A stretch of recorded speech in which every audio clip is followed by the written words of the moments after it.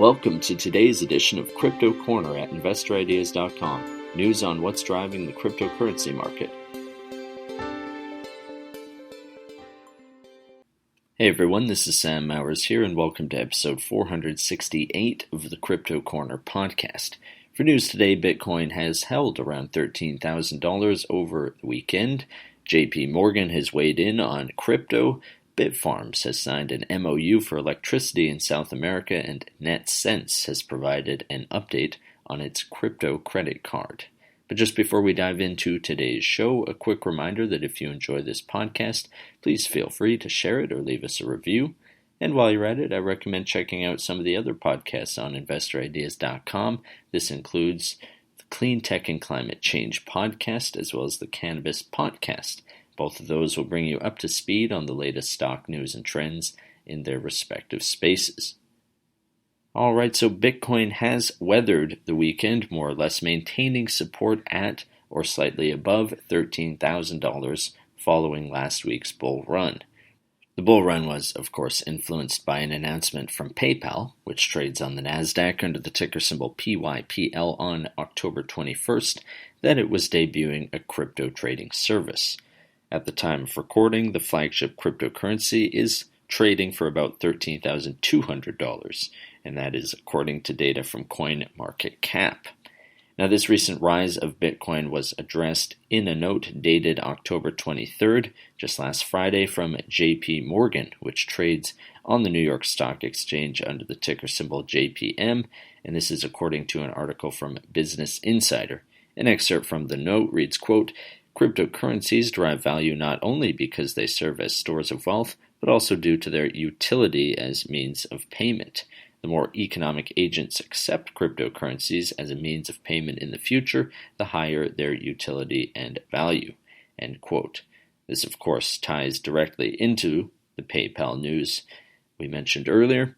Now, a further excerpt reads, quote, "The potential long-term upside for Bitcoin is considerable as it competes more intensely with gold as an alternative currency. We believe, given that millennials would become over time a more important component of investors' universe." End quote.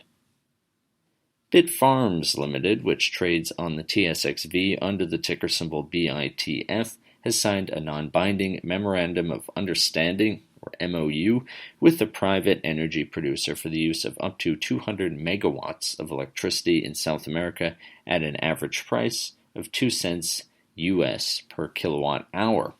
Bitfarms interim CEO Emiliano Grodzki explained, quote, "As previously announced during the second fiscal quarter of 2020, Bitfarms' average cost of electricity to mine a Bitcoin in US dollars was $5,075. Under the terms of the MOU and under the same prevailing conditions, our cost would have been about half, which would be about $2,538 US per Bitcoin before amortization of infrastructure costs." This simple example demonstrates the significant competitive advantage that results from having access to a large amount of low-cost power. At this level, this would make Bitfarms one of the most low-cost Bitcoin miners in the world. End quote. NetCents Technology Inc., which trades on the CSE under the ticker symbol NC, has provided an update on the development of its NetCents cryptocurrency credit card, a project for which it had joined the Visa FinTech Fast Track program earlier this year, and with I2C Inc. as its back-end provider. According to the press release, the company has completed all the technical development needed for the Visa program launch and is proceeding with the final certification phase during the week of October 26, 2020. Clayton Moore, the founder and CEO of NetCents, commented, quote, "I2C is providing technology to the biggest companies in the payments industry. They have developed thousands of software building blocks that can be configured to the many use cases we expect to have for our payments ecosystem. They are effectively fast-tracking our fast track with Visa.